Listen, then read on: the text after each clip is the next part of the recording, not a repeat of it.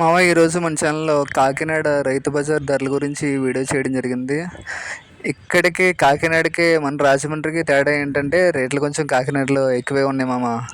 మన రాజమండ్రిలో చుట్టుపక్కల ఏరియాస్లో కూరగాయలు అనేవి కొంచెం ఎక్కువగా పండుతాయి అన్నమాట. సో అక్కడ కొంచెం రేట్లు తక్కువ. మావా మన ఛానల్ నచ్చితే మీకు సబ్స్క్రైబ్ కొట్టండి మామ. ఒకవేళ సబ్స్క్రైబ్ కొట్టకపోయినా కనీసం ఒక లైక్ అన్నా కొట్టండి మామ.